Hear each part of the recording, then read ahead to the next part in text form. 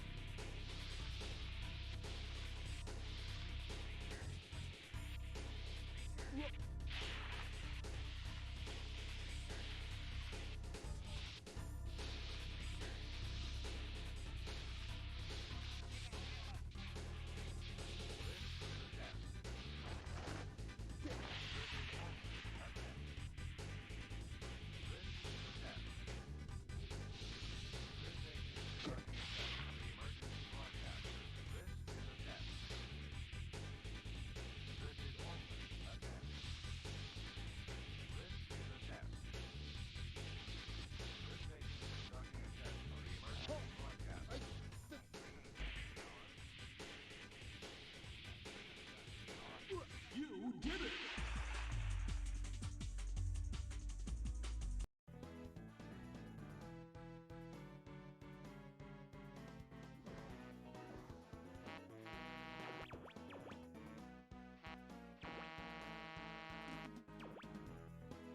Let's tear it up.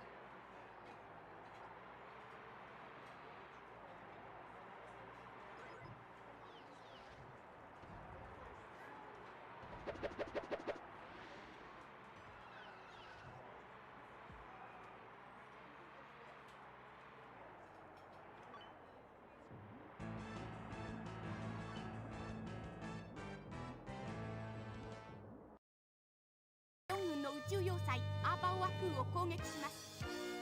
味方モビルスーツを攻撃されないように気をつけて。あなたならできるわ。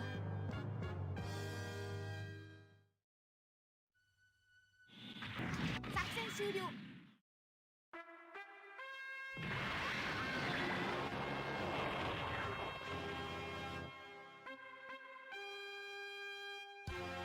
出して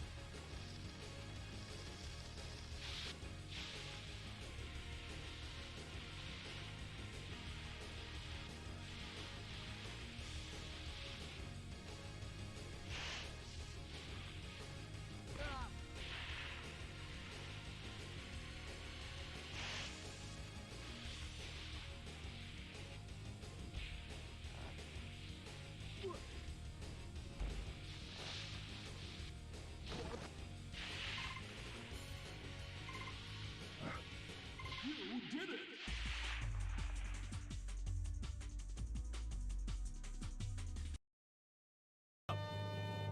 総員大戦闘廃止だ。最後まで気を抜くな。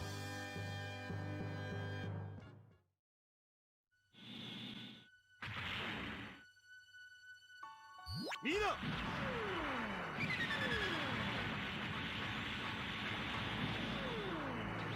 ろだ。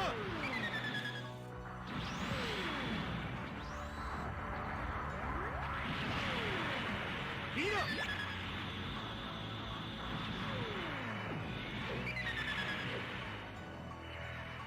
みんな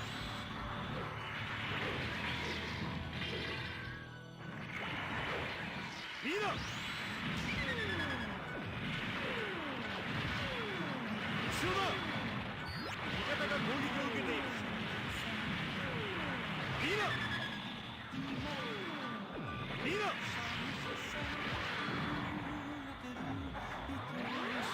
作戦成功だ。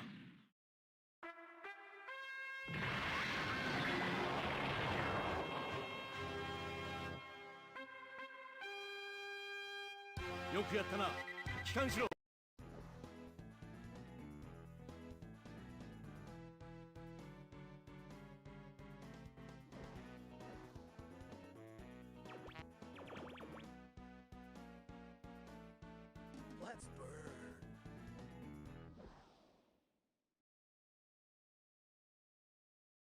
Hello guys and welcome. It's been a while. I have not streamed in probably about 2 months, so I do apologize. Hopefully you guys haven't missed the STPL too much. It should be back a little bit more frequently sooner because Season 5 will be announced very soon. That's going to be starting in September. But yeah, this is today. We've got a money match between DM and Ash. This is the second time they're going to be meeting in a money match. I think the last time they met, DM won, and it was their first win over Ash from the beginning. Now, is Pre really Protoss? I thought it was a full Terran lineup. Oh, Pre probably race picked Terran.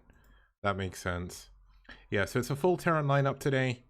So we will have 2 TBTs, which is kind of exciting for me, given the fact I've not seen a TBT in a very long time.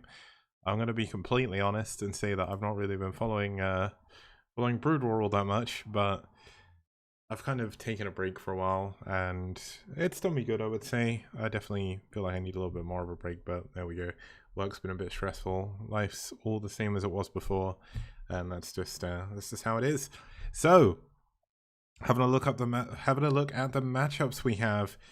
Starting us off, we're going to have a TBT between Torsan and Hit 'em Up. Now, these two players have played each other before.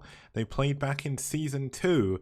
And Hit 'em Up did win that bout on New Tornado. We've got a TBP between Twinkle and Dreamer. That's going to be on Blindside. We've got a TBT between Pre and Sarens. Now, Sarens might be a name that many of you are unfamiliar with, but he is one of the more famous French Terran players. An absolute legend from back in the day. Back again to play for Ash, which is kind of cool. It's kind of cool how they got players like him and Rhett. It's really, really nice. To be able to see them playing again. And then we're going to have a TVZ between Vulture and Octzerg. So if you are a fan of Terran, this is definitely the day for you. It makes a change to not have like 4 PvPs, you know. That happens quite a lot, but that's how it is when we have a lot of Protoss players in the tournament. I'm actually setting up a post which has got all of the information that you could possibly need regarding this. But essentially, I worked out that Protoss are by far the highest number and most played race in the STPL. So it does make sense. It of course makes sense because we have so many Protoss players, especially in the foreign scene. But it's kind of cool. I'm looking forward to being able to bring you that post. But yeah, I think we should get into the first series. So I did mention that these two players have met before. But of course we do have Torsan starting us off here. Torsan, one of DM's better players, definitely been there for a long time. He's been there since Season 1, I think, maybe Season 2. I think he joined the STPL around the same time Hit 'em Up did. So it's good to see him still here. DM may not be signing up for Season 5. I'm not really 100% sure on the confirmation on that yet, but This may be the last game from Torsan we see for a while, but it's all good. His opponent is going to be Hit 'em Up for Ash. I'm going to have to go easy on my voice because I've not spoken like this in English in a very long time. But yeah, Hit 'em Up, definitely one of the stronger Terrans in the league in general. He's in the top 50 players. We have over, I think it was, you know what, I need to get that document up. Where did I save it? Did I save it to a sensible location that I can find it immediately? That is the question. Was I sensible? Probably not, right? I was not sensible. I don't even know where I saved it, where I was even working on it. Hopefully, I can find it. But either way, Hit 'em Up, a very, very strong player. He's in the top 50, which is insanely good. He's had a really good win record. 50% overall is nothing to be scoffed at whatsoever. And just overall, it's always nice to see him play. He's got very good playstyle, very, very fun to watch. He's got 55% win rate actually, and that's over 30... I cannot read anymore.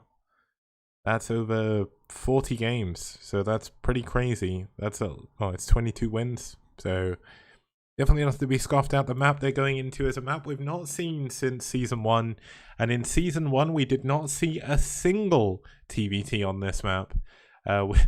We didn't really get many Terrans here, only in TVP, and that was because Protoss players kind of outnumbered everyone in Season 1, but it's going to be cool to see how TVT plays out on this map. Historically, pro games, TVT on here have been very fun. It can go very quickly, it can go very long due to the layout of the map. Siege tanks on this map are obviously very strong. There's no high ground other than the high ground pods above the expansions, so we could, well, there are a couple in the middle as well, but maybe we'll see some early dropship play to make or take advantage of that to see if we can get some extra damage done on our opponents. Let's get into it. It's game number 1, and it's Torsan versus Hit 'em Up on Judgment Day. It's game number 1.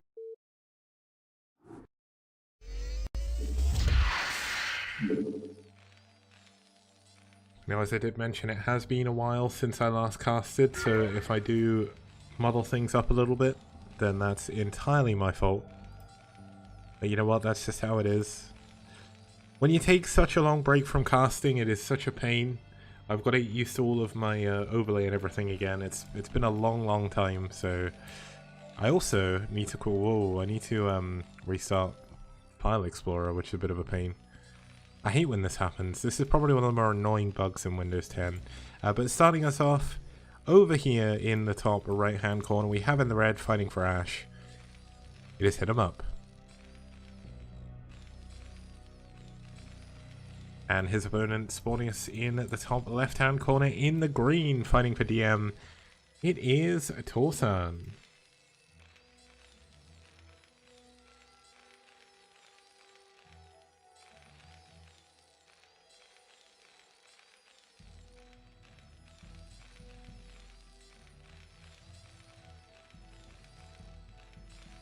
I wonder if someone was kind enough to update my event on Team Liquid. Not yet. Unfortunately, there's no calendar people around. Not the biggest deal. Both players starting off with the same opening at the moment. So no BBS or anything like that. No E-racks in the middle of the map. Hit 'em Up is going for a relatively forward barracks. Is going to be building it in his main though. You can build it in your natural if you want to. Looks like Torsan going to do the same thing. So no 14 CCs here in game number 1. I think if we are going to see a 14cc today, it will be in game number 3, because I bring this up every time he plays, but he has one of the weirdest styles of anyone, of anything. Back in Season 2 on Neo Arkanoid, he went for a Nexus first in PvP. No, it wasn't in PvP even, I think it might have been PvZ, but he built it at his main.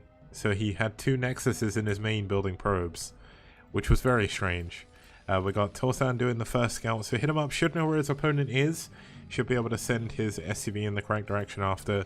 But this is just going to put a little bit of pressure on Hit 'em Up's SCV, but not the end of the world. It did take a little bit long to get there, so not going to cause him too much hassle. We do have gas coming in for both players as well. Very, very standard openings in this TVT. Now, Does hit him up, scout cross from here. He should do based on his opponent's scout timing, but looks like he's going to play it safe and check the corner just in case his opponent cross scouted. Torsan did send his scout a little bit late, so that can throw your opponent off a little bit. Can make you, or make your opponent think that you're going for a cross scout when you didn't. We're getting a little bit confused trying to chase down this SCV. SCV just being annoying as hell for Torsan, and hit him up here as it tries to move back and forth to get back to the base. Now, interestingly, hit him up going for 3 Marines. It is a ground map, so you do need those 3 Marines realistically to help deal with a Vulture. And it does mean you can put a little bit of pressure on if you want to. If your opponent doesn't go for 3 Marines as well, and you push with 3 Marines and a Vulture, you can do a lot of damage. Now, it looks like Torsan is going to stop on those 2 Marines. He does know his opponent's got his factory coming, but so does he. Looks like factory's finishing up a little bit quicker for hit him up. His gas finished a little bit quicker as well. He's just got a little bit extra mining going on. Although we do see both players will have pulled off of gas. Now, it looks like both players are going to go for their expansion. Now, expansion timing for Torsan is a lot faster, but hit him ups is going to be coming up fairly shortly as well. I'm actually interested to know why that's so delayed. I don't know if he went for a faster depot. Yeah, he went for a faster depot, which did not, well, obviously stops himself getting supply blocked, and he also took the 50 minerals to build a Marine. But other than that, pretty much mirror builds minus that 1 Marine and the slight timing difference. Second factory coming in here from hit 'em up. It looks like Torsan going to do exactly the same thing. Neither player going for an early starport, so we're not going to see that early drop play like I thought we might do to really take advantage of this high ground pod above the natural. It can be very annoying in TBT to deal with that. I think Terran probably have the easiest time dealing with that problem. Although I'd say Zerg do with Mutalisks, but Terran don't have too much of a problem as long as both of you go for siege tanks. But no machine shop yet for hit 'em up, whereas Torsan's delayed his a lot as well, so both players actually have quite a large number of vultures for this period of the game. So neither player going to be able to really push too fast. The third factory coming in from hit 'em up. Looks like we're just going into vulture wars here. Although there it is. There is that starport coming in. Now, does Torsan forgo extra vultures and go into a tank and go for that siege mode? Because if he does plan to do that, he is going to have a few problems, given the fact his opponent's expansion is faster. But Torsan going into siege tanks obviously will need to worry about the vultures coming his way. There's going to be a lot of vultures heading over. There's no wall here, there's no bunker. And it's only 3 vultures so far against 5 and 3 marines. So this is going to be rough on the micro. But as long as he can get these Goliaths out quick enough, he should be able to make something happen. Now, hit 'em up does not know about the starport, although he will see this SCV coming back up, so he should be able to imply that something's going on. But this is rough timing here for Torsan. There's going to be 3 vultures at a time coming back, but look at the pitiful amount of damage the vultures do to Goliaths. It is actually seemingly unfair when you look at it. But it's a very, very good job that is the case, because Goliaths do need to be able to hold their own against vultures. Not too much damage done by hit 'em up so far, but he is going to be going into double tanks behind this. Armory coming in as well. His upgrade is going to be later, but looks like Torsan hasn't spent his minerals and gas building those just yet. It's going to be a Goliath drop by the looks of it, although no wraiths actually. Now, wraiths are going to be a very strong choice against someone going mask siege tank here, but will we see Goliaths coming out of this third factory? When are we going to see the +1? +2 is so important in TBT if it gets into a long game, that you really need to get it as soon as you can. Like, they've both got enough gas to do so right now, so it definitely should be on the agenda here. We've got hit 'em up getting ready to take his third command center. Now, there is a base outside of your main. Your main and natural are split up on this map, but you do have to choke out the front of your mineral only third. Oh, that's actually quite clever. Landing his barracks. Oh, that is so clever. Landing his barracks to take the siege tank fire, and as he does that, the Goliaths are going to be running in, but the Goliaths still dying very quickly. Hit 'em up's army definitely not in the best position here. Oh, sorry, Torsan's army not in the best position here, but Hit 'em Up doesn't have any anti-air right now. Do we have any Goliaths coming in? Yes, 2 Goliaths at a time here. Charon boosters coming in as well. This one Wraith should not be able to do too much damage. But I do worry because Torsan spent all of his money on those Goliaths. He was going for that big push. And it just didn't do anything. And now the trouble is, there's going to be 4 Siege Tanks coming over with 2 Goliaths. They have Siege mode. A 3rd base is on the way as well. And Torsan, he is going to find himself contained. If not outright dead here. How does he deal with this army? He lost too much. He played a little bit too aggressively. The Wraith is going to try and run back here, but probably going to run into another Goliath somewhere. He may just about see those units move over. No, he is going to miss the SCVs, but he will know that a load of tanks are coming in his way. I don't know. Yeah, I don't think Siege mode was done. There we go. GG. Torsan taps out. Hit him up. Wins his 2nd game against Torsan and goes, or takes Ash up 1-0. Okay, I'll be back in a couple of minutes with game number 2. See you guys soon.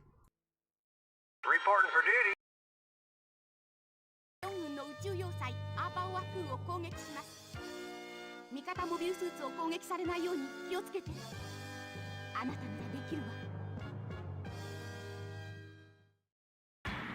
作戦終了。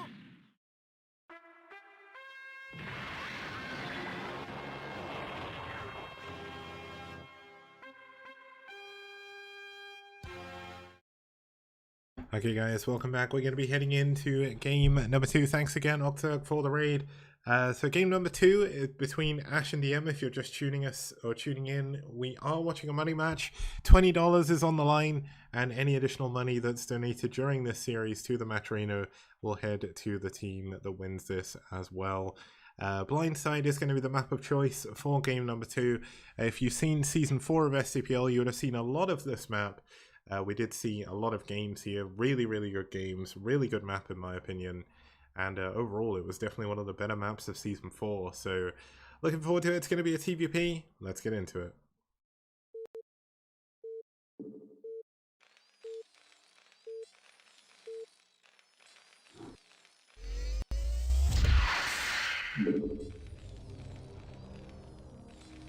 Okay, starting us off here in the 12 o'clock position, we do have the Yellow Terran fighting from South Korea.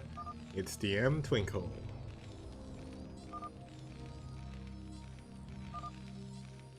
And his opponent down here in the bottom middle position from Russia, it's Dreamer fighting for Ash.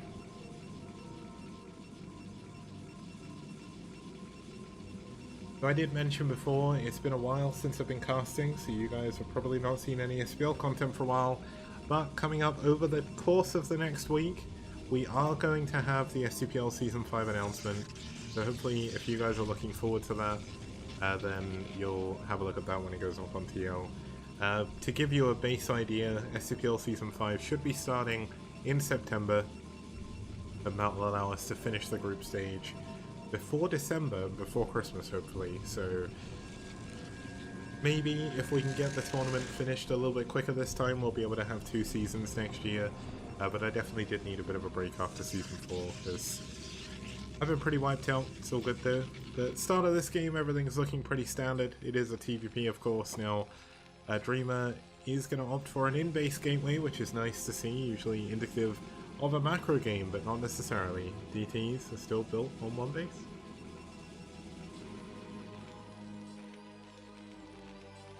Now I do apologize to anyone who saw the event on Team Liquid yesterday as well and was like, why didn't the stream start? I have spent so long not hosting events that I forgot how to set up calendar events and set the wrong day. Entirely on me, but there we go. You know, you spend enough time not doing something and you just completely forget what you're doing. It's just how it is. Now, Twinkle is going to go for a gas in his main base here. I'm not going to go for a 1-Rax fast expand or anything too crazy. Twinkle actually checking for any proxies in his natural there, whereas Dreamer going for a very quick Nexus here off the back of that gateway. Gonna look to get a bit of an advantage here moving forward. Now, there are builds that Twinkle can do to counteract this. If he does go for 2-fac, that could be quite a strong option. But of course you do need to go for 2 fact. You can't just kind of half-ass it, which we know he's not doing, given he has pulled out of gas. His first factory is on the way. Now, if it was a 12 Nexus, which it wasn't, you can go for like a Marine Vulture timing attack. That was kind of popularized by Flash within the last year. But Flash is kind of one of the only people I've seen consecutively do it. But we don't need to worry about that too much in this game. Obviously, with everything that's been going on with the crypto scandal, I don't even know what the thoughts on Flash are right now. Like, are we supposed to be still happy with him, or are we annoyed with him? Like, I don't really know. If anyone can kind of fill me in, then please do let me know. I've been out of the scene for a while, so makes it kind of difficult to kind of keep up with everything.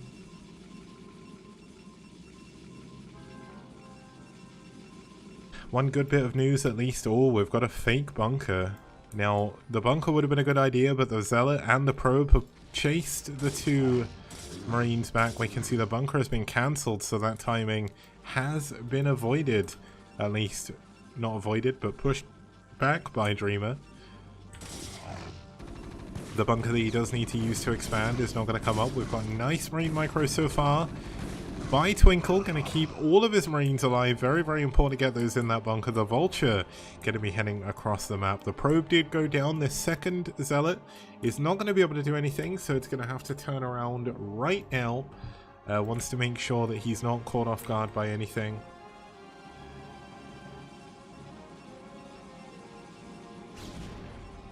Now, he is going to have to make sure that his Dragoon is blocking this ramp, because if this Vulture does get into his main base, while one Vulture does take 2 shots to kill a Probe, if you can micro perfectly, you can get a lot of Probe kills. And we've got 1 kill. Nice pull on the Probes to block that Vulture and stopping a second kill. Finishing off with the Dragoon. Now back at home, we don't see any additional tech coming in from Dreamer. There's no Probes out on the map for any proxies. Twinkle is also staying on just his 1 factory, going for a mine expand. They're going to be using his barracks to help wall this in. But this is going to be a single tank without siege against 2 Dragoons and a Zealot. The 3rd Dragoon should be on the way as well, and the Robo is coming in too, so... Hey Eskia, long time no see, nice to see you. That wasn't quite a fantasy Vulture because it only got 1 kill. If that killed like 5 Probes, then that would have been a fancy Vulture, but there we go. Looks like the Dragoon getting a little bit too far forward there, a little bit too close for comfort on that bunker. Twinkle using his tank to try and pull those Dragoons back towards taking a little bit of extra damage. Not going to be able to do so. Second gateway coming in. No, our second factory is now just started up. We do see the armory coming in as well, so we're going to be going for a quick +1 here when he gets the minerals, most likely. They're not building it just yet. Now, we did see mines finish, but I don't think he's gone for siege just yet. Now, this is a risky play. I don't really agree with this whatsoever. He's going to lose his tank. Oh my goodness, it's so close the tank goes down. That is not what you want. The Marines are going to die before they get in the bunker. And now Twinkle is in a very difficult spot. This second tank is going to die. The 3rd tank could go down as well. The tank is doing its best to micro, but it falls. And now Twinkle is unbelievably behind where he needs to be at this stage. He went for a mine expand. He didn't go for any siege. And now he lost his 3 siege tanks. Now the Dragoons are still alive as well. They can continue to do damage. They're going to scoot their way behind the minerals here. Not really too much they can sit in. But as long as he target fires, he should be able to keep his Dragoons alive for a while here. Does need to make sure he's microing a little bit better though. But this is so much damage for Twinkle to be taking. 11 kills between just those 2 Dragoons. Now that obviously was counting 3 tanks, but that means we had another 8 SCVs killed. I suppose 2 of the Marines died as well, so 6 or 7 SCVs dying. Yeah, and Eskia saying that was not the 3 tank push we normally see. That is definitely true. Now we do have an observatory already done, Robo support bay on the way, so Reavers are going to be following this up. And a 3rd base is already done here for Dreamer. Twinkle is in quite possibly the worst situation you can be in as a Terran player. He is completely neutered at this point, and this academy is actually going to cause him a lot of trouble if Reavers drop behind his mineral line. Now, we do finally have Siege Mode coming in, but with him building Siege Mode, he doesn't have enough money to build tanks, so he's going to have to switch to Vultures. Second gas is now just starting to mine. +1 is almost done. That is the saving grace here. It's not the end of the world, and of course the Goliaths do really help against possible robo shenanigans. Now, we have had the Academy for a while, but we've not seen any scans. The first scan coming in now, so he does scan the third base, but he does not know what's going on in the main right now, and he does not know that Reavers are coming. Now, whether or not he's assuming that Reavers are coming, which is why he went for the Goliaths, not 100% sure. 187 Core saying Terran is winning this. I'm not really sure how Terran is winning in this situation, but I mean, I guess if Lucky Noob was here, he'd probably say if Terran are in the game, they're winning. So, there we go. I mean, I guess the one thing is Dreamer's tech is a little bit delayed. He's got his 4 gateways up already though, should be going up to 8 fairly soon after. But we have a Reaver coming, and that is going to be a lot of trouble for this Terran. He's only got a single tank defending his natural at the moment. 2 other tanks in the main, the Goliaths in the main as well. Now if Dreamer just pushes with all of his Dragoons and his Reaver, he can break the bunker and win the game right here, right now. Twinkle does not know what's coming. He's not in the right position. Now we do have another scan. The scan is, I think, on his natural, so he does see the units coming in, but it's a little bit too little too late. Reaver getting into the natural here. The SCVs have had to be completely relocated, and now we're going to have a last-ditch attempt at holding his natural from using this ramp. The science facility's up here as well. That's going to be delayed, stopping +2. The Reaver coming in behind here. The 2 tanks are not going to be enough to hold this amount of Dragoons. It doesn't matter how strong Terran is. 2 more tanks coming up. Another 3 tanks. Where were they before? He does kill the Reaver, but does he have enough to kill all of these Dragoons? It really doesn't look like it. 2 of the tanks go down. The 3rd about to fall as well. The Dragoons actually taking a little bit of extra damage to the SCVs that they shouldn't be. But this is just round 1 of units. Another 6 units coming up here to the natural. He can A-move at this point. There's not any tanks remaining. GG. Twinkle taps out. And Dreamer takes game number 2. Taking the series 2-0 in favor of Ash.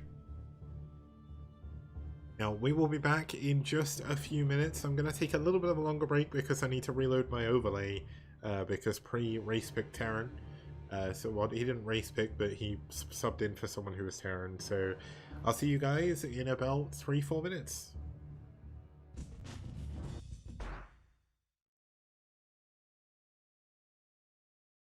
Ready? Go!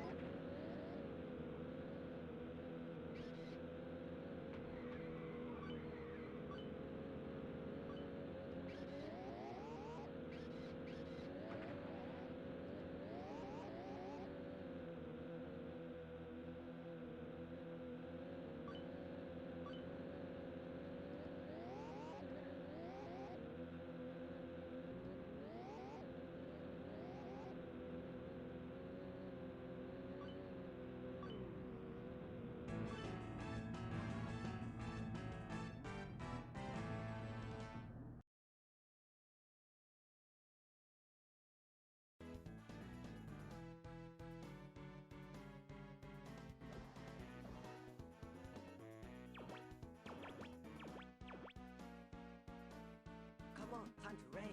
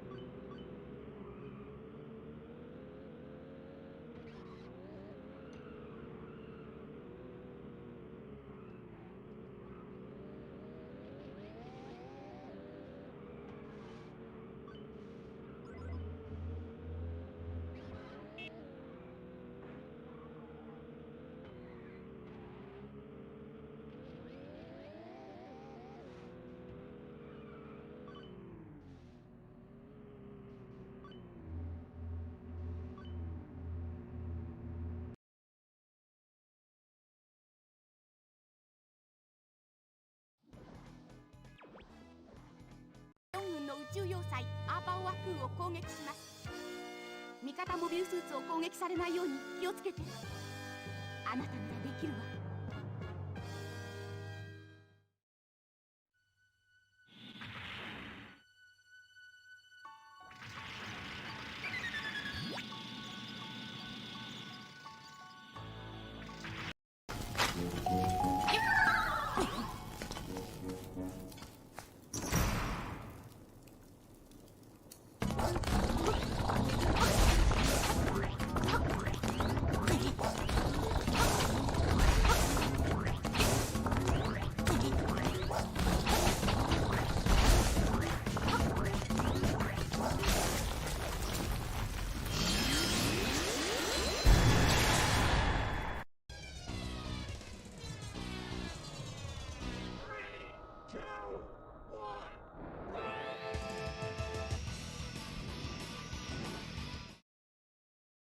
Hello guys, welcome back. We're going to be heading in to game number 3. We've got Pre as Terran and Sarens as Terran as well. It's going to be a TBT on Holy World SE.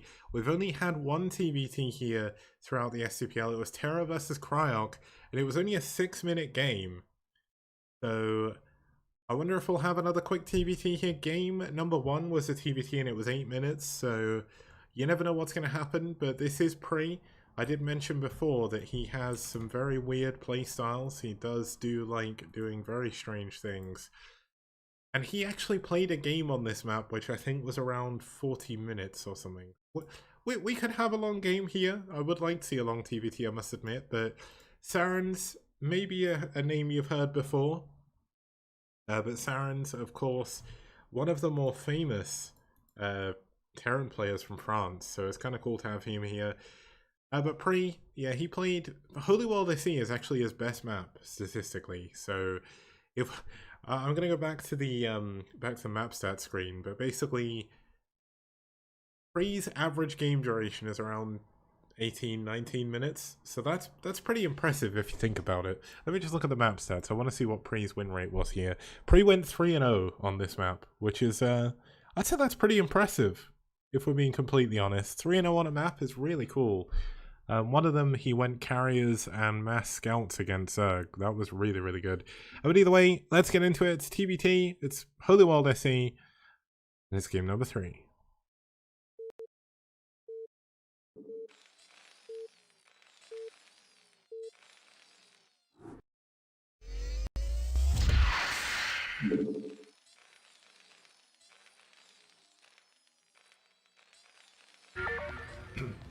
Okay, starting us off down here in the bottom left-hand corner, we do have the blue Terran player fighting for DM.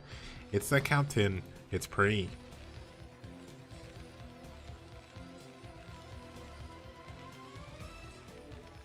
And his opponent spawning up here in the top left-hand corner in the red, fighting for Ash from France. It's Sarens. Or is it Sarens? Maybe it's Sarens because he's French. I don't know. I don't know how to do this stuff.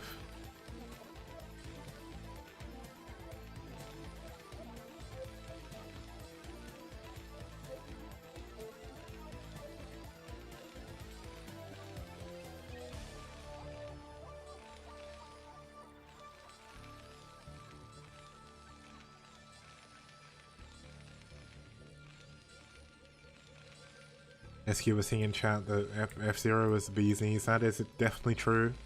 You see you got it on GBA, but do you know which one you got? Because if I remember rightly, there were 3 of them. It was either 3 or 2. It was Maximum Velocity, GP Legend, I think. Hold on. Let me have a look. It's a TBT, so we're not really missing out too much. Yeah, there was F-Zero Climax, F-Zero Maximum Velocity, and F-Zero GP Legend. Climax was the second one, if I remember correctly, or was that the final one? Oh, it was the final one. That's actually the last F-Zero game that was released. It was only, I think, it was released in Japan in 2004.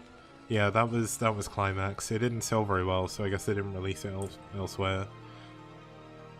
The GP Legend was the anime tie-in one.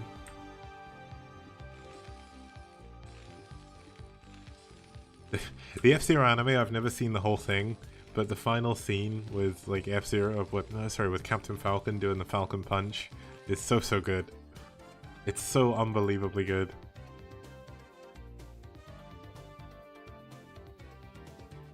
Falcon Punch!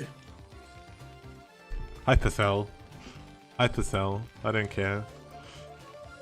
A lot of people, like, obviously everyone knows that I like anime, but one of my favorite things about anime is like when it makes things really hype for no reason. Like, I like shonen anime for that reason.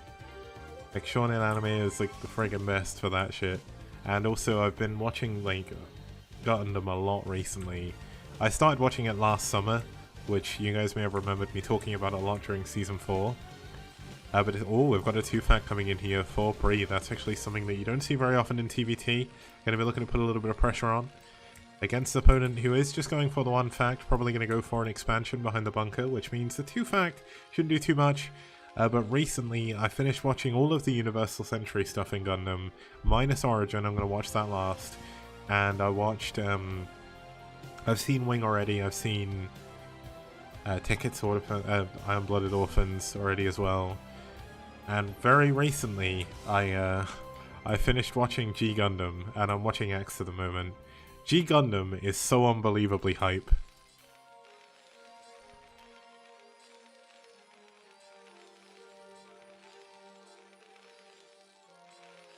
Yeah, I didn't sign up for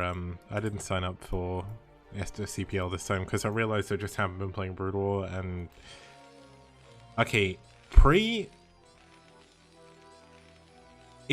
wait, what is Pre? Is Pre gonna? Why would he build them there if he's gonna fly them all the way to his opponent's base? This is so confusing. Oh no, okay, he's just moving them about a place in his base. Okay, that's maybe better. I thought he was gonna float into his opponent's main. I was like, why would he build them there? There we go, we've got vultures coming up here. Heading into the natural does block the command center a little bit. 2 vultures getting in. He's going to be able to kill a few SCVs here if he micros this properly. But it does take 3 hits from vultures to kill an SCV. So, oh my god, he gets it. He targets the damaged SCV there. Nicely done. Now the Marines to get in the bunker. Now while we wait for these 2 factories to kind of decide what they want to do. G Gundam has like one of the coolest like hype phrases ever when he's about to do it. So there's the main character has like 2. He goes through 2 different mobile suits. Obviously the G Gundam, the Shining Gundam, sorry, and the God Gundam, the G Gundam, and so his first like special attack is called the Shining Finger, and he's like, Hisatsu Shining Finger, which is fucking cool as hell when he does it. And the second one is like he gets this whole spiel, and he says it. The other characters he teams up with says it as well, and it's like, "Kono te de makketsu de moeru, shouri o tsukame to todoroki sakebu, bakunetsu God Finger." It's like so friggin' sick. It's so good. Oh my god, G Gundam was so good. G Gundam is the one with all the like really ridiculous mobile suit designs.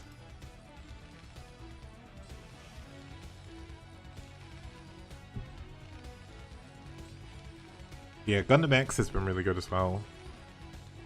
Yeah, it's a rare kick stream, but streams will be a little bit more regular coming soon, because starting in September, starting from September, STPL Season 5 is going to be back. I'm going to announce it properly over the next couple of weeks. I'm waiting for all the teams to confirm, but there we go. Now, Pre, knowing the fact he expanded a little bit late, is actually going to hide a base in his opponent. It's essentially on his opponent's side of the map.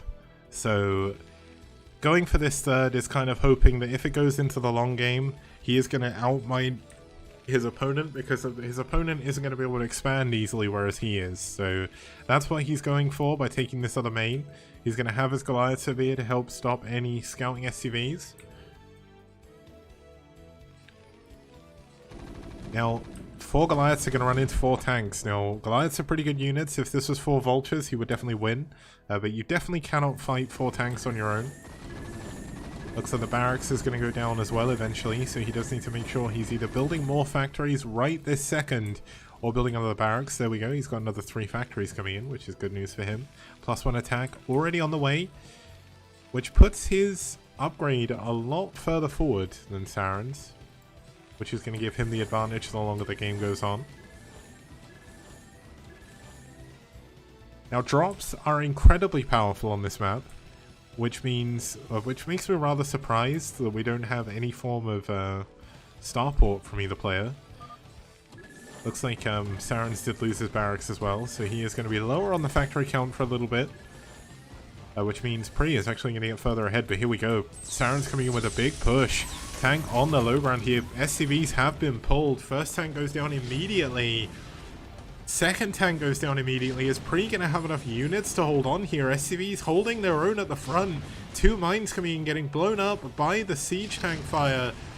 But looks like he is going to be able to clean this up with his SCV. He does have the 3rd base hidden. His SCV count is much lower, but as long as he keeps up his SCV production on this hidden base, he is going to be in a good spot here. And one of the reasons why I like TVT is it reminds me of Gundam. Because it's humans versus humans, man. Space Noids versus Earth Noids, but obviously it's not quite that. But Saren's looks like he wants to keep up the pressure. There's still not much defending here, but we do have a lot of mines out the front now. Still some mines to be laid on these vultures. Doesn't want to lose them. Using all of your... Oh my goodness, this could be bad. Oh no! Oh, that could have been much worse than it was, but still, another 3 tanks going to be going down from Saren's. And you know what? There we have it. I mean, that's Saren's advantage gone. He does have the higher SCV count, but he's up against 3 bases.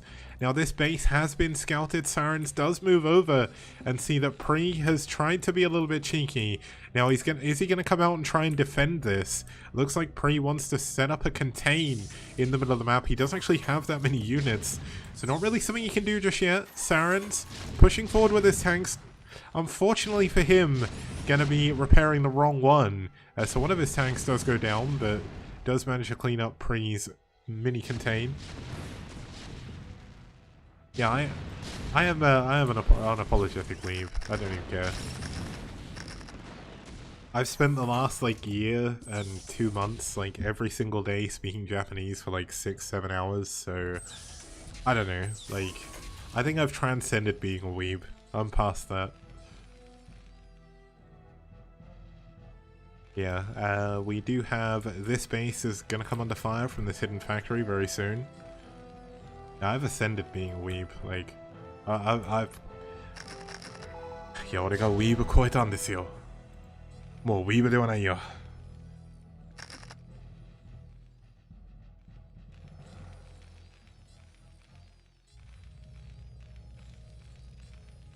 Yeah, Ogzerg, Pre is a Protoss main, but he can play all races. Like, he stood in for a Terran who couldn't show up, so that's why he's playing Terran. But in the STPL, he's played all 3.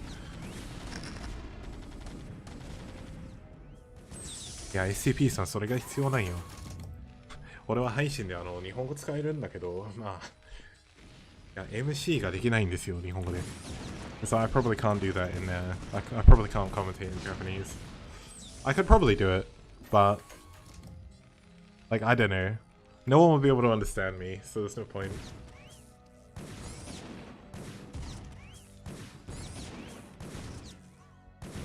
Okay, vultures are clearing up a lot of the SCVs at this base, but Pre does manage to evacuate everything. His SCV count has kind of caught up with itself from before. So, well, he's actually ahead of Saren's in SCVs now, so that's a bonus. Saren's taking his third base at this mineral only, hidden in the top left-hand corner. But this is one of the reasons why I say that dropships are so powerful. This whole area is droppable, and you can fly straight up here if you want to. You can even sit behind the minerals here with tanks and just kind of elevator into the main. Which makes things very, very annoying. Now, the Pre's contained in the middle has been cleaned up. Saren still does have the supply lead. He's got the better army still. And both players should have +1 done. Now, Starport, double Starport coming in by Pre, but this is late. Where is the science facility? +2 is not on the way. Saren's as well is without a starport. Where are their upgrades? Where are their starports? Where are the science facilities? Not built just yet. And the funny thing is, he's built a single Goliath up here with a tank, and that's actually saved this base. This is why I love TVT. Yeah, where are the buildings? They don't exist.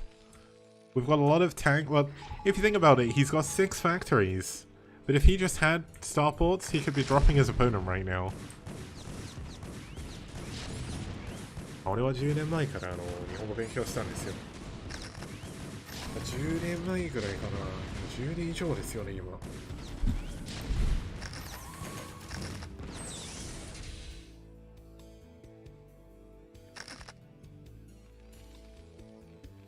Okay, it looks like we've got a fast move from Saren's heading towards the middle of the map, going towards his opponent's base here, and this should allow him to clear up this base. But obviously, the longer the game goes on, this base it's not mined out, but this is a third of the minerals already gone.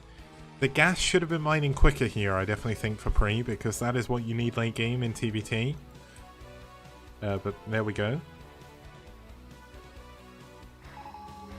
Third base, of course, is up and ready. We do have Comsats finally coming in for Saren's. One of the things definitely lacking from Pre's Terran play here. He is a little bit in the dark on what's going on. We do have a lot of turrets over here. Now, unluckily for Pre, his opponent doesn't have any starports. But the 4th base at another mineral only, if he flies it over, he can get the gas base behind.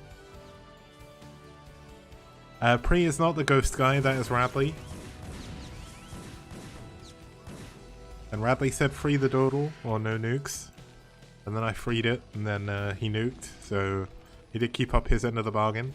Radley should be back in season number 5. I don't even know what season of. Oh my goodness, that mine. Oh, that was so good.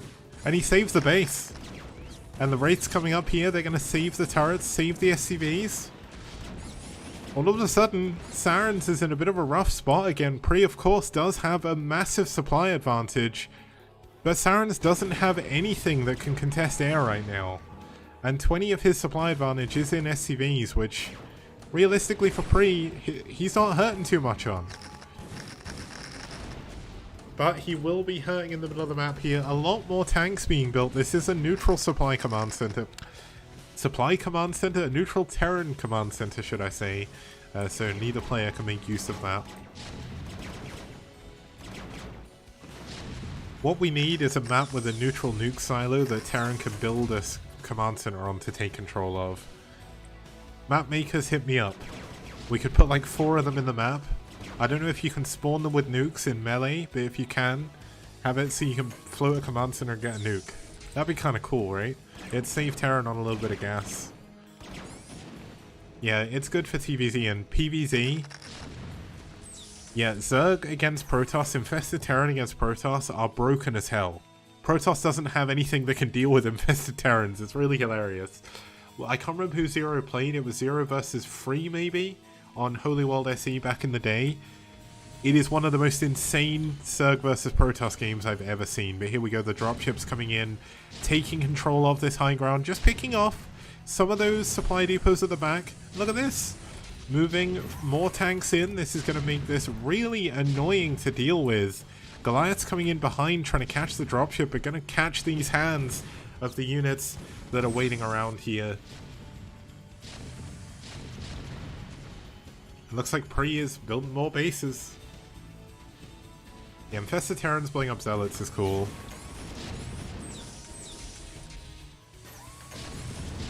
Yeah, it looks like 10 kills on this tank already.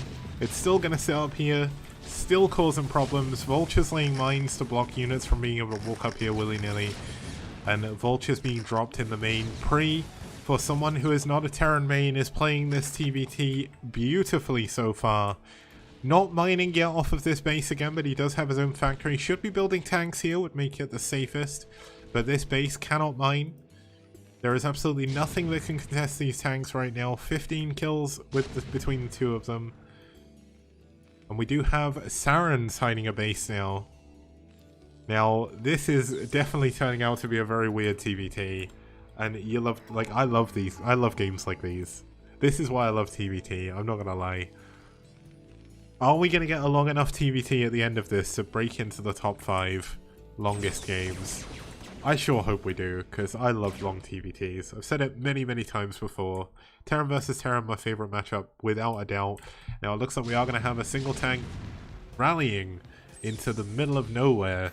Definitely not going to help out too much, but really do feel like we should zoom out a little bit here, because looking at TVT tank lines is so friggin' cool. There we go, it looks like we are going to have a lot of the tanks moving. Some of them not moving though, I'm not really sure I agree with this. You should send everything. Now in terms of upgrades, it is 1-1 against 1-0, so Pri with a little bit of an advantage even. Now the barracks coming over here, going to be taken out by the Wraiths, which means no more factories going to be able to be built. Notice how Sarens builds this gas immediately. The only thing he cares about is gas right now. He doesn't have a third gas base, which means he is behind in the air, and he is going to be behind in a lot of other things if he's not careful. Now this is Wraith energy coming in, which is something you don't often see, but there we go. I do like the Red Alert Command and Conquers. I do like Command and Conquer in general. I love Command and Conquer. Command and Conquer 1 is good, Red Alert is good, Red Alert 2 is good. Red Alert 3 was a lot of fun as well, even though the balance was a bit funky. I did play a lot of 2v2 on Red Alert 3. But it looks like a single Goliath gonna scare away 3 Wraiths, because, yeah, Goliaths are pretty strong. But oh my god, is he gonna kill? No, he's okay, he's not gonna kill it, but he could actually have... I think a tank here can shoot this command center. Oh, he's gonna do it. Look at it. Look at him go. Wait, where did the Goliath go? Did he kill his Goliath by accident? I really cannot wait till they do the remaster of Tiberian Sun and Red Alert 2. Because Red Alert 2 I never played. Oh, Spider-Man killed it. Sorry, I didn't notice. Yeah, Red Alert 2 is one of my favorite games. And I never got to play Tiberian Sun.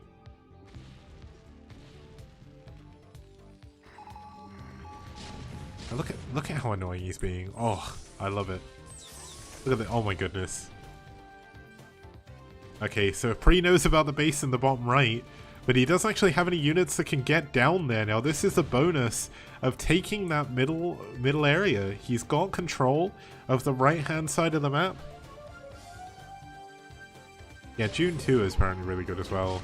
Now Sarens is trying to take control of this base, but building tanks here is a moment of genius by Pri, as it's going to make it very difficult for him to oust him from the base without significant resources. And it looks like that's what he wants to do, but Pri mining out this gas as well. He is slowly mining away at this gas too. This is such a cool TVT. I miss Westwood Studios, by the way. I can't believe EA killed them. But okay, so the Red Alert 1 and the Command & Conquer 1 remake is really good. I need to play it again. I finished the GDI campaign, but I didn't do the Nod one. But I want to play Red Alert, because Red Alert is cool. An alternate history where, like, the Soviets won World War II. Well, I mean, the Soviets did win World War II, but where, like, the Soviets were, like, the evil people in World War. They kind of were, but... They were fighting for the Allies, so where they won in the Allied forces, should I say, is really, really cool. Isn't it like Albert Einstein develops time travel or something and goes back in time and kills Hitler? It's something crazy like that. I can't remember exactly what happens. I think that's like the start of Red Alert 1. Oh, Tesla. Okay, it's not Einstein. Oh, that's it, because I think Einstein... No, I don't think Tesla definitely does take part in the story, because there's Tesla coils and stuff, but yeah, they have like Tesla coils and cool shit like that. But I think Einstein is the one who goes back in time, but Tesla is involved as well. It's just like, unlike in real life where Tesla kind of no one took him seriously and like all of his technology kind of got ignored. They like the Russians were like, no, we're gonna go with this electric thing because this is kind of cool. You know, that's all you need.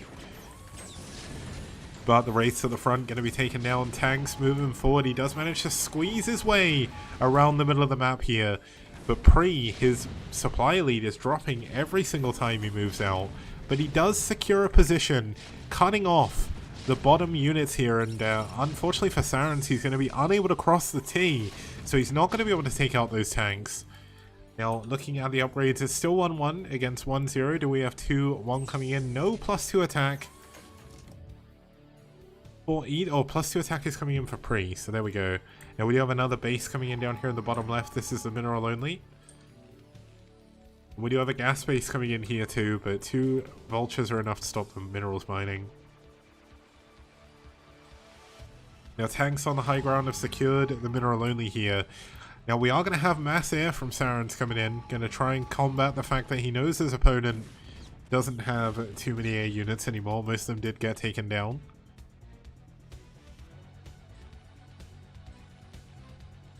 Yeah, Kane is really cool as well. Maybe he didn't go back in time. I just thought he did. Like, I thought that was like the main story beat of Red Alert. I thought Hitler was killed and that's why Germany never rose to power or something. And why the Soviets took over. Maybe I'm wrong, but I could have sworn it starts with Einstein going back in time. Because I did start the Red Alert 1 Allied campaign. But I do like Red Alert 3 as well, because you had the, I think they were called bullfrogs or something. And you can like shoot bears out of them, and they make infantry parachute. But because you're Russia and you have bears, which are like the Allied dogs, you can parachute bears into your opponent's base. It's so cool. But there we go, looks like we are going to have tanks taking down some of these tanks. I'm not really sure I agree with this move out.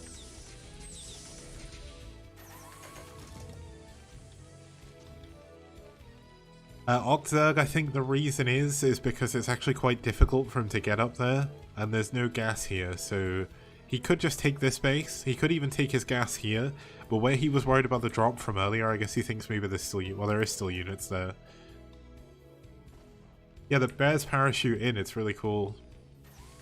But if he mines out these, he can actually get to the minerals. Looks like we are gonna have a dropship coming up here, dropping. Oh, this is the same one from before.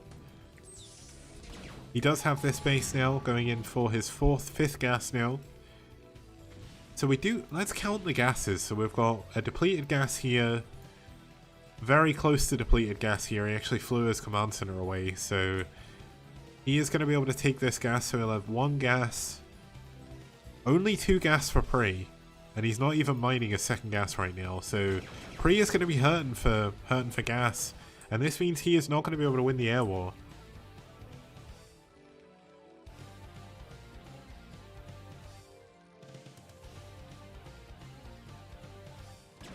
And if anyone's interested in the story of Red Alert, just while we're watching Wraiths go around killing all of the tanks, in 1946, at the Trinity site in New Mexico, Albert Einstein created a chronosphere time machine. Traveling back to Landsberg, Germany, he met a young Adolf Hitler just after the latter's release from Landsberg prison in 1924 and shook hands with him to cause a reaction that eliminated Hitler's existence from time by disturbing the space-time continuum. That's so freaking cool. Are we getting an EMP? Can he EMP? Oh no, he's dematrixing. Okay. A little bit unfortunate, but EMPing Wraiths is incredibly good. Oh, but look at this, Valkyries! You gotta love them. Oh, you love them. And look how quick the Wraiths die! 3 Valkyries, 4 Valkyries even. Enough to turn the tide of battle, and all of a sudden Pre, who was hurting for gas, is not in the worst position. The other thing I love about TBT is the constant scanning. Now Sarens is foregoing any further rates. He is going to switch back into mass ground. Although he's only building 3 tanks at a time, he definitely should have a couple more machine shops here, but he does of course have the tanks in the middle.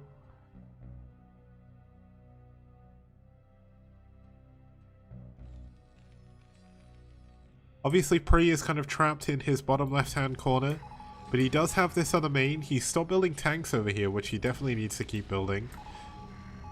But Pre needs to make something happen, because he's not going to be able to win from here if this goes on.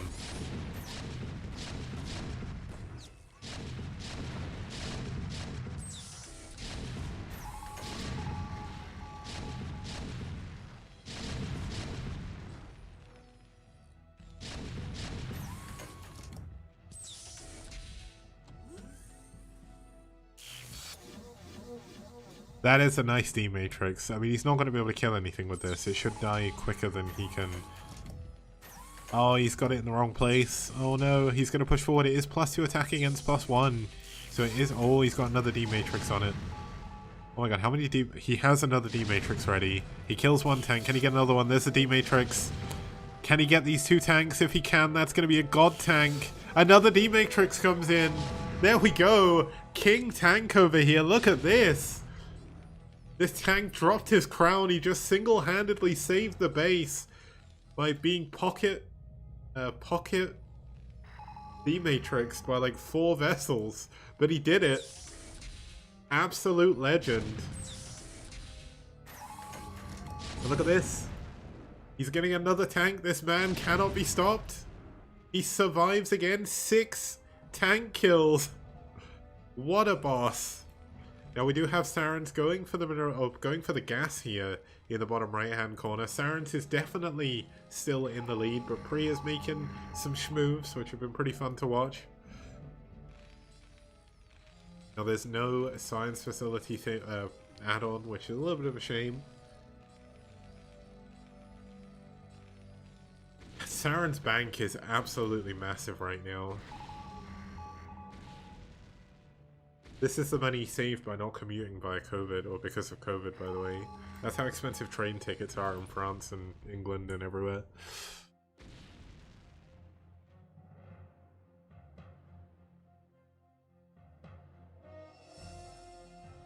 Now it looks like Sarens wants to go for a push on that base again. He doesn't need to push his opponent's main, and doing so could actually lose him the game, so he is playing very carefully, but this 1 tank is enough to scare him off. And we do have, of course, the refinery being mined, so Pre is going to be low on minerals, but he will have the gas, which is the important part of that base. But Pre is going to be running out of minerals soon enough, so he is going to expand to his opponent's side of the map. This is definitely a very weird map split. It's not often you see a map split like this, but are we going to see Sarens try to break his way down here? That is going to be the important question. Looks like these 2 tanks enough to hold on to this base for now. But does lose quite a few SCVs, I think, at that base. Now, can Pre hold on to his ramp here? That is going to be so unbelievably important. He has to hold these bases. A lot of tanks going down immediately. This is the power of +2 attack. Now, can he repair the tank? If he repairs the tank, he's going to be a legend. But no, the SCVs do not do anything. They're going to sit there and let his tank buddy die. But looks like he is going to hold on to this base. 5 tanks, enough to kill. Around 7 and 8 tanks and like 5 Goliaths or something. That is the power of +2 attack and a choke point right there. And why TBT can be so dangerous. Now, 3 tanks on their own, enough to stop this base from mining in the top right hand corner. This base will eventually mine out, but the gas is still quite healthy.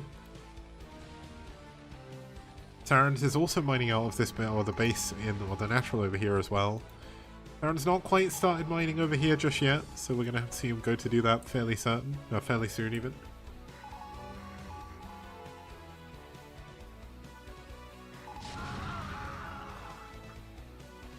We are 30 minutes in with the weirdest map split I think you'll see in a TBT on this map. This is not a normal map split at all. Now, tanks are going to stop... Whoa, there's one tank here. Now, oh my god, he's going to SCV drop on this. This is actually very clever. There's not any form... Oh my god, he's going to siege his final tanks.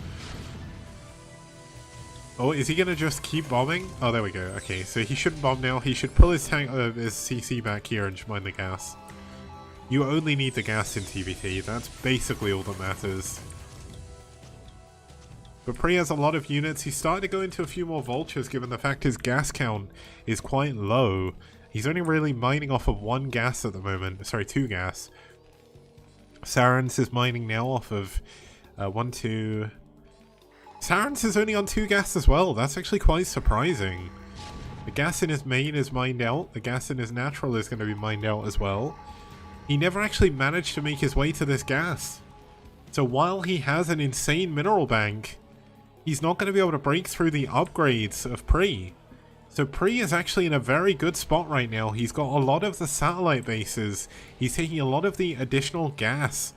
Looks like we do have Pri taking some more, or building some more tanks over here, making sure he can save this base. But yeah, Sarens is in a really weird position right now because Pri has actually got a lot of expansions. He has got a lot of possible places to mine from.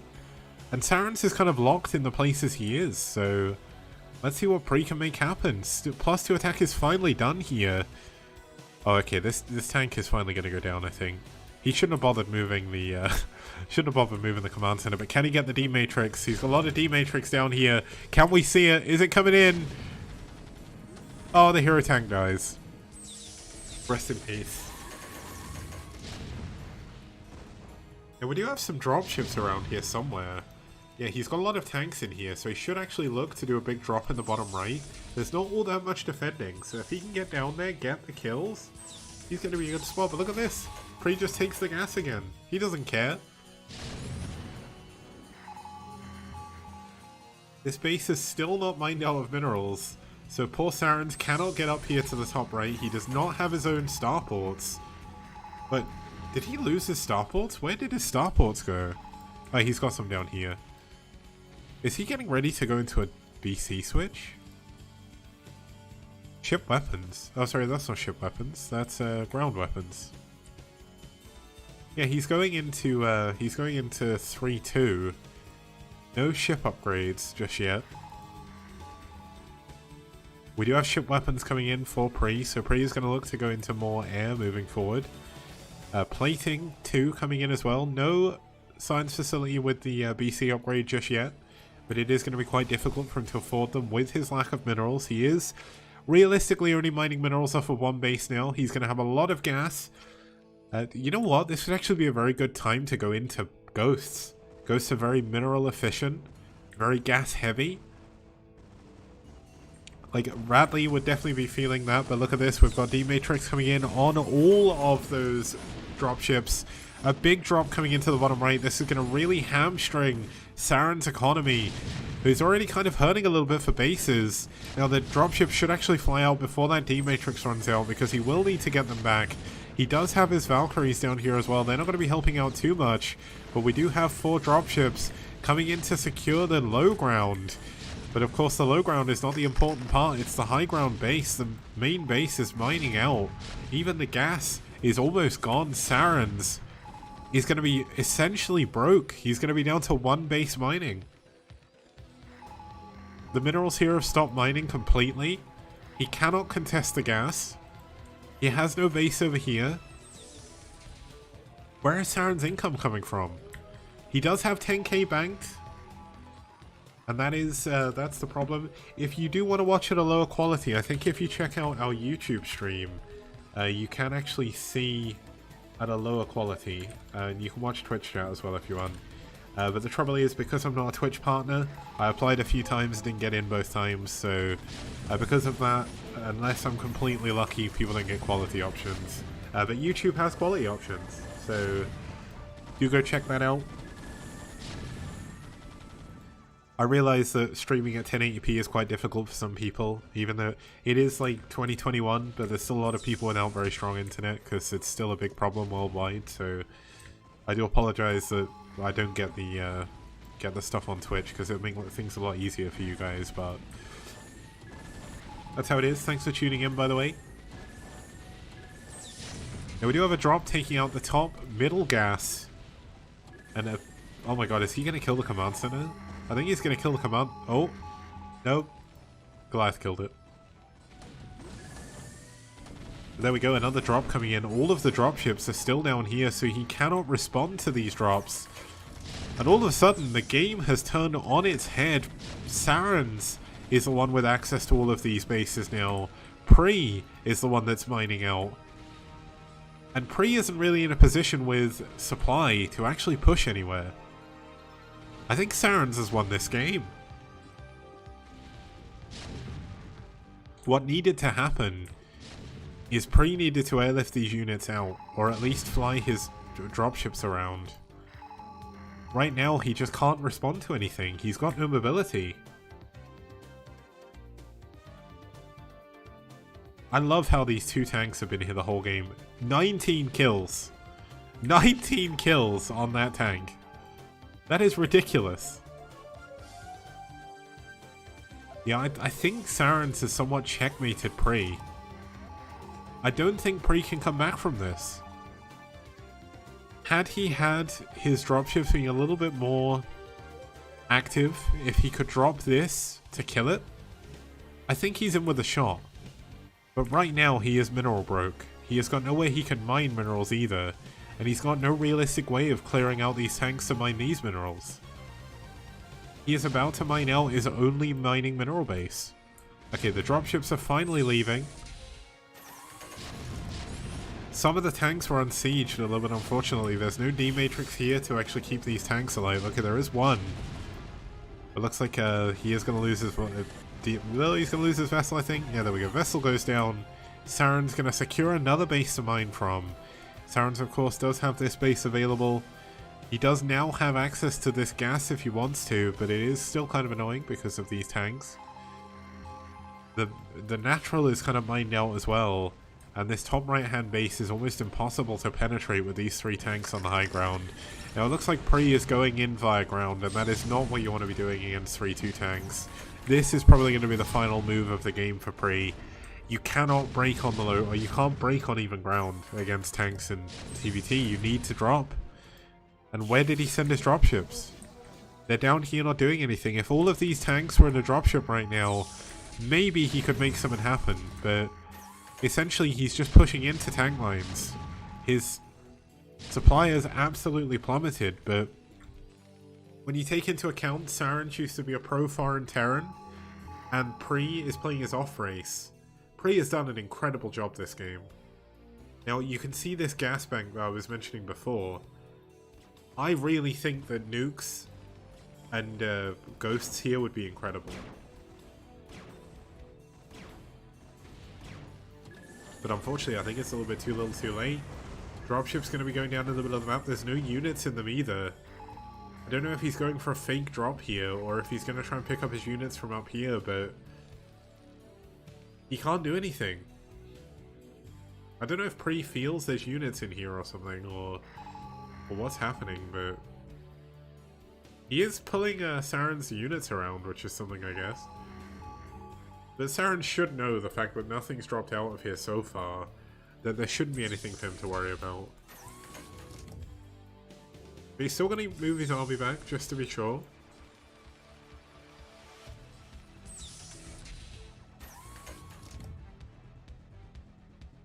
Pre is kind of on his last legs here. If he'd have dropped these tanks, it would be a different story, but he just doesn't have enough anymore. It's just simply a game of numbers, and it's a game of numbers that Pre can't win. Sarens has checkmated his opponent, played an absolutely stellar positional TVT. He came back from being incredibly far behind early on, and he came back facing off against a hidden third base as well. He was so far behind in gas, but his positional play, his drops, were absolutely phenomenal this game. And he has definitely got a well-earned victory here, which is going to give Ash the win in the series. But we are currently... How far away are we from getting in the top 5? We are currently a minute and a half away from this TVT entering our top 5 longest games in the STPL. Is Pre going to make it there, or are we going to fall just short? Nice deep matrix coming in, but there's 100 supply difference. 80 of that is in army. He's only got 2 of his dropships left. I think a lot of the dropships died trying to fly out that way. And he's about to be mined out. I think Pre might be in a lot of trouble here. He is mining from his base up here. But, I mean, as long as Saren's just unsieges his tanks and moves slightly further left or right even, he's got this sewn up. Pre moving forward. With 40 seconds away from making the top 5, Pre trying to clear up what he can. No further D-Matrix available, but he is going to be able to clear up this tank at the very least. No, he's... That tank was just out of range. Oh my goodness. 24 seconds and we will make it into the top 5 longest games of STPL history. That's, there we go, GG, 42.07. That is when it's going to end. 42.10. 13 seconds away from making the top 5, but what a TVT it was. We are going to be back in a few minutes. I'm going to give my voice a break, and I'll see you guys when we get back after this for intermission.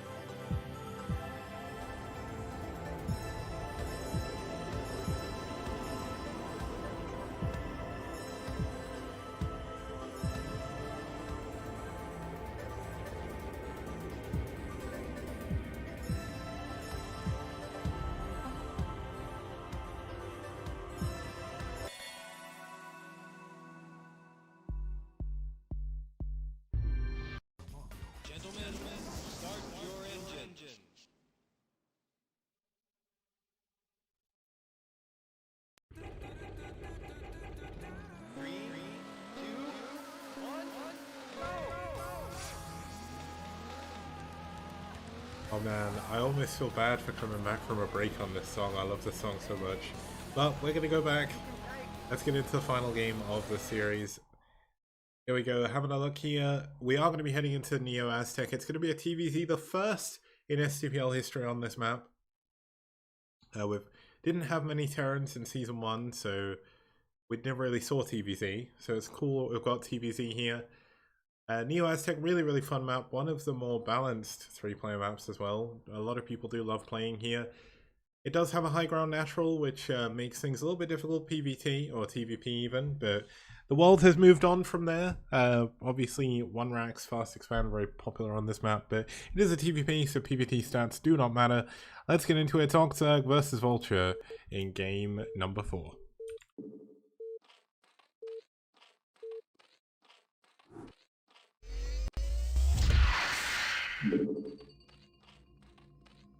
Okay, starting us off here in the bottom left-hand corner, fighting in the orange from Macedonia for Ash, it's Zerg.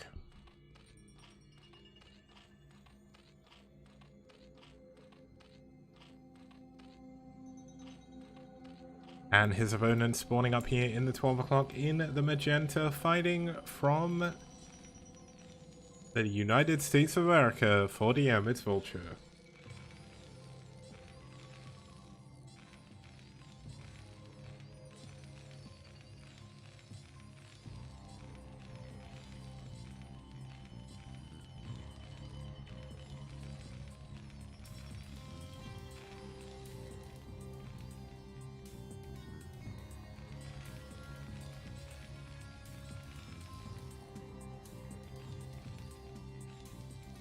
Okay, so TBZ, first TBZ I've seen in a while, so hopefully it's going to be good.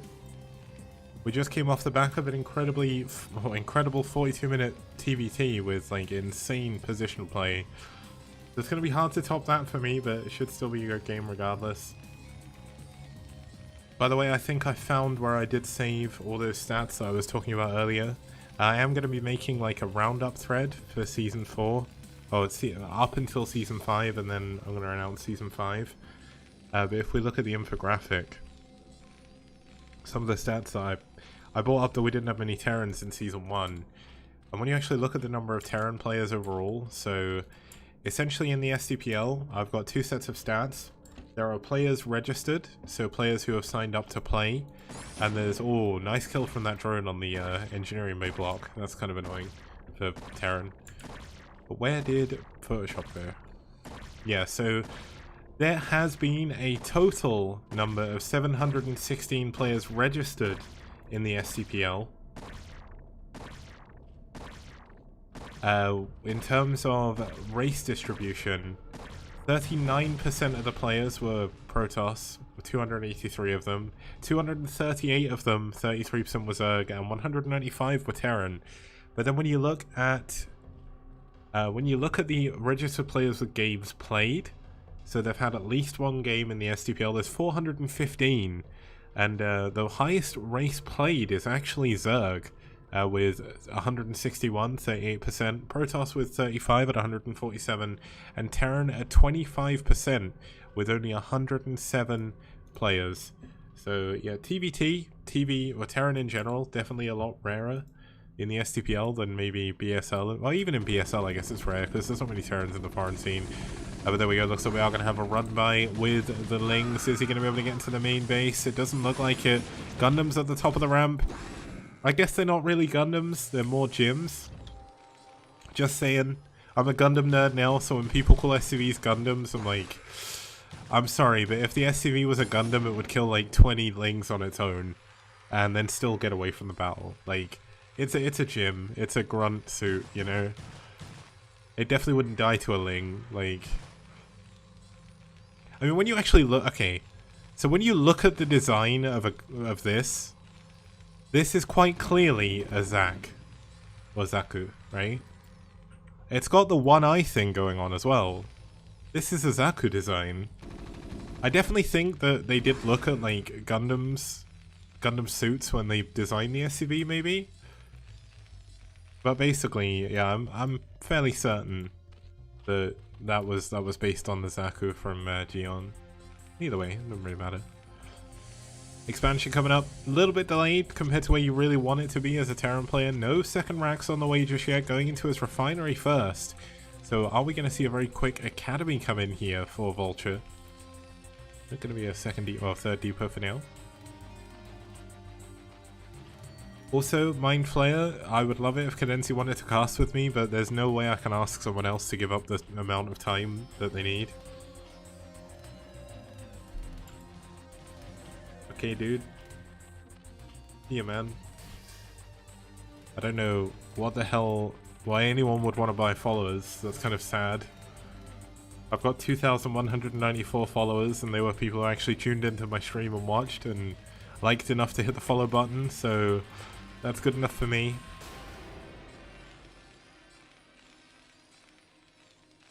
I'm in no rush to be famous, so...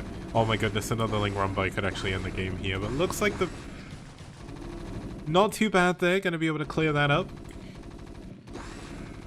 Fairly easily, actually, only losing... I don't even think he lost a single SCV.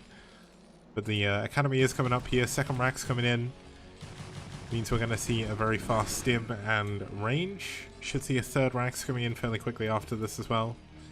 Easy, no Sky, nice to see you, long time no see. This is, I'm gonna say this is probably the most I've spoken English in a row in a very, very long time. Like, I only speak English for work, and basically only for work, and if I'm speaking with family, which doesn't happen very often now.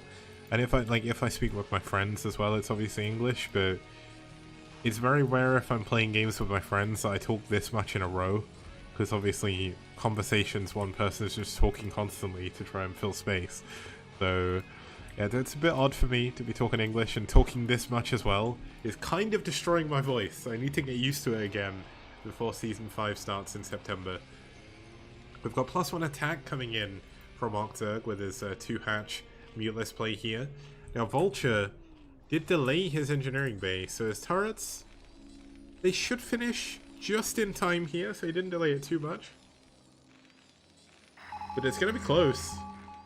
Well, he's just delayed him a little bit too late. This turret's going to die. And when that turret dies, there is nothing defending the Academy even. Oh, that's a nice repair. He does manage to save it. What a clutch repair there. Does get the Marines back in time as well. Stim is done. I didn't make it to Japan, but basically after work I spent like 6-7 hours on VR chat because I've got nothing better to do. And I speak basically 99.9% Japanese when I'm playing VR chat. So it's the only time I usually speak English is like, there's a few people I play VR chat with that don't know Japanese. So I'll usually either speak to them or I'll like translate for them. But yeah, I don't know. I spend way too much time in VR chat. That reminds me, oh my god, I think I've passed 3,000 hours on VR chat now. Yep, I've played 3,002 hours in VR chat. That's over the past year and a half. I've played too much VR chat, but there we go, it's fun. I don't care. Now, in terms of this game, we've got a third base coming in here at the gas base, which is actually quite a decent bit away from Vulture, so it should be a fairly easy base to defend with that single ramp coming in. The mutants haven't done too much, so Vulture is definitely not in the worst position here. But Octurg definitely looking in a nice spot, especially with +1 attack finishing up soon.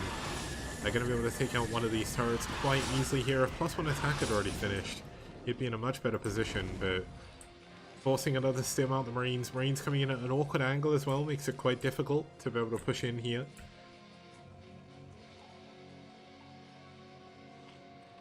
We do have the Lurker upgrade coming in as well for Octurg. So Octurg is... he's preparing for the future. He is not going, I'm going to win with just Mutalisks and go all in. We obviously know that the third base is coming in.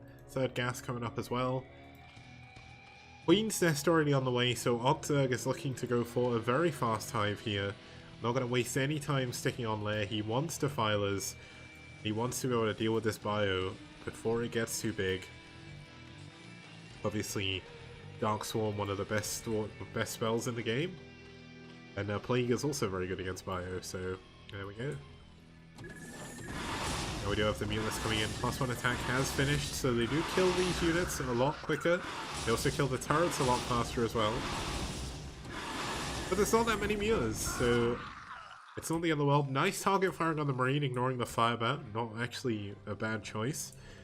Just make sure that, I mean, killing the Firebat would be good, because the Firebat does cost gas, but Ogzerg actually moving in with, oh my god, he's actually coming in with,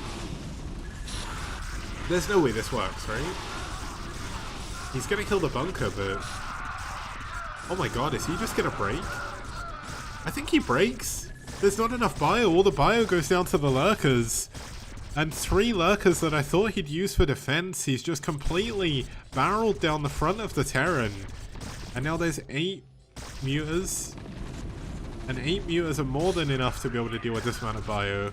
I have lost connection to battle.net, but hopefully my internet didn't go down. That would be very awkward if it did. No, it looks like my internet's all okay. That's good. Stream is looking good as well, so... Yeah, this is very, very good for Ogzerg. And with the factory floating as well, he can't build tanks. How do you break out of your base when lurkers get to the top of your ramp? I'll tell you, you can't. There's only one thing you can do to get out of that situation, and that's type GG. 5 lurkers now. This is going to be an unbreakable contain. There are 2 bunkers here.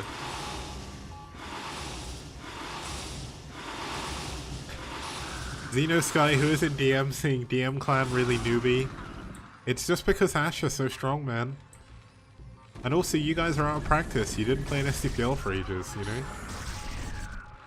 And also, like, didn't 2 of the players get replaced? But either way, lurkers on the high ground causing absolute a tragic situation here. GG, Vulture taps out.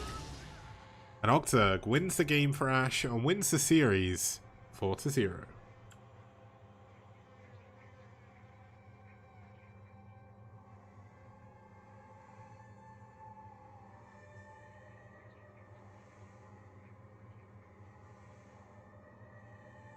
Okay, so let's have a look at the results. That is going to be it for the stream today, of course, but we saw DM... Did I seriously click the wrong button?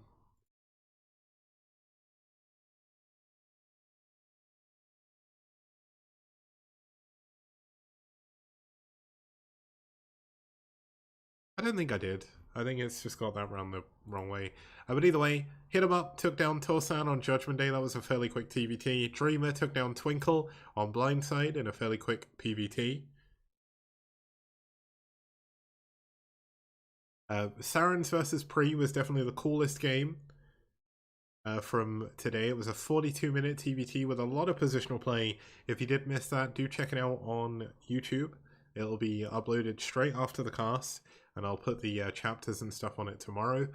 And then, of course, Ogzerg winning over Vulture there in the end. A massive thank you to all of you that tuned in. Do keep an eye out over the next week for the STPL Season 5 announcement. I'm just waiting for the final things here. Thank you, SCP, for the resub, man. Hopefully I'll be streaming a little bit more over the coming months. What I'll be doing is there's going to be another couple of money matches before Season 5 starts. And I'm probably going to be doing like a variety stream maybe next week. And I will be doing the drinking stream that I promised at the beginning of September. So that will be coming up all fairly soon. The drinking stream will be me probably doing variety stuff as well, because I don't really play Brood War anymore. But still, thank you everyone for tuning in. I'll be back sometime next week. Keep an eye out for the Season 5 announcement, as well as the sort of STPL roundup so far. There's going to be a lot of cool statistics in there. Hopefully a lot of cool graphs if you're into that kind of thing. And I will see you guys next time.